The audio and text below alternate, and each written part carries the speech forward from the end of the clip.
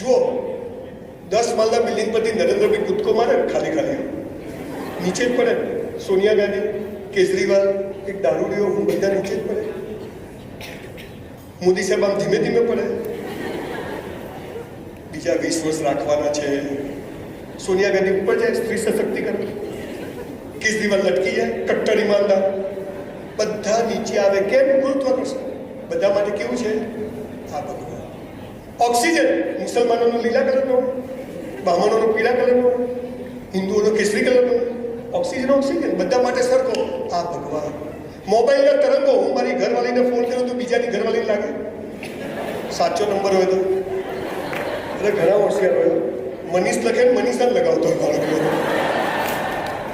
એની એ બધા છે. તો તરંગો દેખાતા નથી પણ જાય છે. એ ભગવાન. તો ઈશ્વર બધા માટે કેવો છે? સરખો છે. એ કોઈને ભેદભાવ કરતો નથી. ખાલી સોરી ને થેન્ક યુ કહેવાનું, જમા કરાવતા જાઓ, આગળ વ્યાજ સાથે મળવાનું છે. આજે કોઈને લાફો મારો તો તરત લાફો પડે, પણ કોઈ 4 જણા ભેગા થઈ કોઈને અંધારા મારો તો છૂટી જાય, પણ 6 મહિના પછી કોઈ આપણને મારે પણ પડે તો. એટલે ઈશ્વરના ત્યાં દેર છે પણ અંધેર નથી.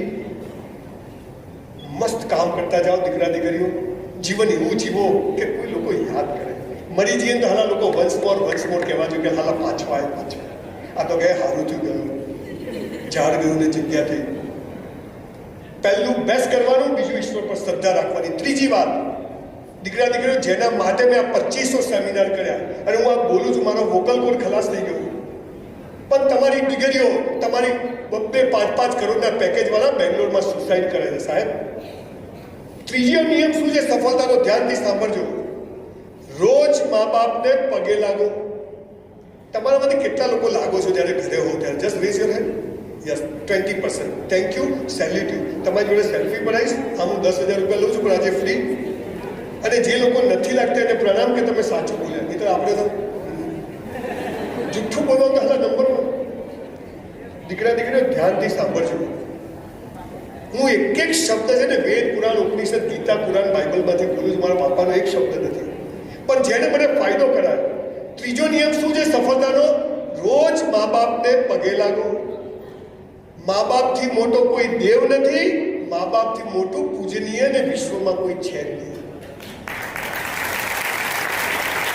અને એનાથી આગળની વાત, આ દુનિયામાં માત્ર ને માત્ર મા બાપ જ ચાહે છે કે તમારી પ્રગતિ થાય. બાકી કોઈ ચાહતું નથી તમારી પ્રગતિ. આપણે હાલા મા બાપને પગે ના લાગે. દિવાળી ઈદ પર તો ખાલી આપો એ રિક્ષાને હેન્ડલ મારતો ને આપો. દીકરા દીકરીઓ, ગીતા હોય કે કુરાન હોય, મા બાપનું સ્તર બહુ ઉપર છે. દીકરા દીકરીઓ, સવારે 5:30 વાગે જ્યારે રિવરફ્રન્ટ પર દોડવા જવું છું ને, ત્યારે પહેલાં મારી બાના રૂમ, મારી બા જીવે છે 85 યર્સના, ડોસી જોરદાર જેવું, એકદમ મોનાલિસા જેવી આંખો છે અને એકદમ બ્યુટ. મારા બાપ બધાની બહાર રૂપાલે, મારા ભાઈ બહુ જ રૂપાલા છે.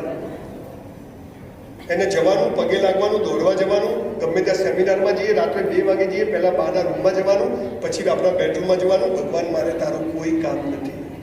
મેં 15 બિઝનેસ ચાલુ કર્યા. બધી સેલિબ્રિટી આવે, બધા ઓળખે, પણ એ જીમ હોય કે બુક સ્ટોર હોય કે મારી કન્સ્ટ્રક્શનની સાઇડ હોય, એની રિબિન કોણ કાપે? મારી મા. મારા મા બાપથી મોટી સેલિબ્રિટી આ દુનિયામાં કોઈ.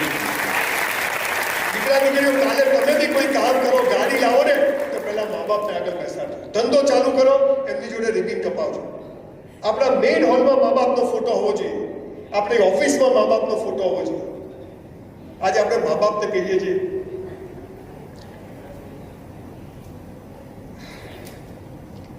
ઘણી વાર હું યંગ છોકરાઓને જ્યારે મા બાપ સાથે વાત કરતા જોઉં છું, તમને બોલતા ના આવડે, તમને ખબર ના પડે. 2000 વાર આપણા પીછવાડા સાફ કર્યા હોય છે મા બાપે. 2000 વાર ઓછામાં ઓછા આપણી ચડ્ડીઓ સાફ કરી છે. 2000 વખત આપણને સૂકા ભીનામાં કર્યા હોય છે. અને એ મા બાપની વિરુદ્ધ આપણે કોઈ વાત બોલીએ, તમને ખબર ના પડે. તમે એનાથી છાના માના બધા કામ કરો. અને ખાસ દીકરા દીકરીઓ, તમને કહું છું, મારે 4 દીકરીઓ છે, 2 મારી ને 2 મારા ભાઈની. ખાસ દીકરીઓને કહું છું, મા બાપથી વિરુદ્ધ જઈને લગ્ન કરશો નહીં. મા બાપથી વિરુદ્ધ પ્રેમ કરશો નહીં. કેમ? હું તમને એનું કારણ કહું.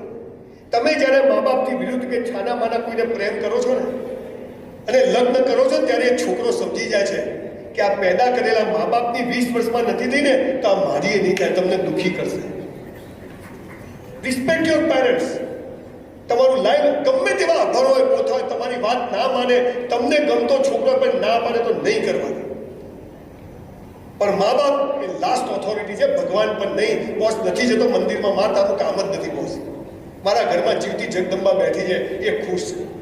અત્યારે સવારે અહીંથી નીકળ્યો ને, હું આમ જનરલી ટિફિન માંગવા આવે તો આજે અહીંયા તો વહેલો જ જમવા બેઠો, તરત આવી ક્યાં જાય છે, પછી આ બા જોડે આમ જ ઉભા રહેવાનું, આમ નહીં. આજે મારા છોકરા ત્યાં છોકરા જતો હોય, ક્યાં જાય છે? મેં તું કર્ણાવતી. એ ક્યાં? હવે એને પૃથ્વી ગોળ છે કે ખબર જ નહીં, લશ્કર ક્યાં લીધે. મેં કીધું અહીંયા હાઈવે પર ખાધી. કેમ અત્યારે આટલા વહેલા જમવાનું? મેં તું પછી બપોર મોડું થશે જમી. કેટલા વાગે પાછો આવશે? મેં તું 2 વાગે. પછી સાંજે ક્યાં જવાનું? મેં તું તારા ડોસી કામ શું છે એ તો કે. મને કે તું મોટો થઈ ગયો ને? મેં તું નાના બોલ.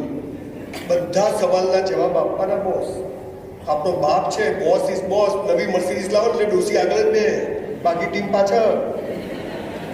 હે ને દીકરા દીકરીઓ, આજે જ ઘરે જઈ મા બાપને પગે લાગજો. અચ્છા, તમે આજે ઘરે જઈને પગે લાગશો? શું છેલા પૈસા નહીં મળે, કઈ લોચો લાગે છે કહેજો કે કઈ નથી. બ્રાહ્મણ આવ્યો તો દેખો, દીકરા હું જાત નાતમાં માનતો નથી. ગીતાનો 4થો અધ્યાય એનો 13મો શ્લોક ઘરે જઈને વાંચજો. કૃષ્ણ ભગવાને શું કહ્યું છે? મેં જન્મને આધારે જાતિઓ નથી બનાવી, કર્મને આધારે બનાવી છે.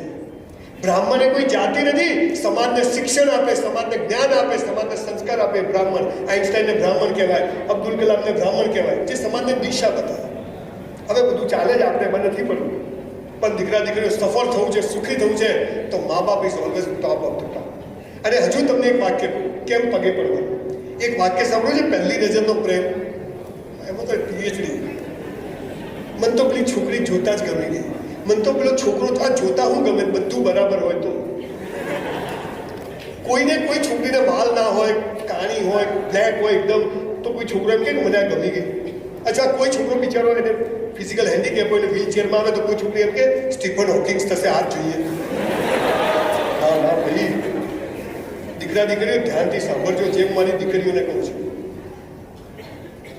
જ્યારે 9 મહિના માના પેટમાં હોઈએ ને, આપણી માને ખબર નથી કે અંદર છોકરો છે કે છોકરી છે, ડાયો છે કે ગાંડો છે, મોટો થઈને કેવો નીકળશે, કેવી નીકળશે, સામે બોલશે નહીં બોલશે, આપણાથી છાના માના આપણા ચક્કરો ચલાવશે, કશું ખબર.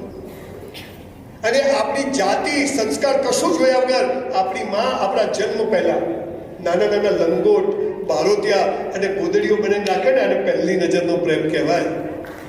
This is first sight of love, and for that reason we have to go down our class. આપ લોકો ચાહો છો કે હું કોઈ વાર ફરીથી તમારી યુનિવર્સિટીમાં કોઈ બીજા વિષય પર લેક્ચર આપવા હું ચાહો છો? આઈ પ્રોમિસ યુ કે વર્ષમાં એકવાર જો બેન બોલાવશે તો આવીશ, ચોક્કસથી આવીશ. પણ આજે તમે બધા જ મેડમને સર બેઠા છે, અને એક આજે આપણે આપણી જાતને કમિટ કરીએ કે આજથી આપણે રોજ મા બાપને પગે લાગશું. ગુજરી ગયા તો ફોટાને કરી શકીએ. તમારો વાંક નથી, આ સારા સ્કૂલોમાંથી ઊંધું શીખવાડ્યું. શું શીખવાડ્યું છે? ભારત મારો દેશ છે,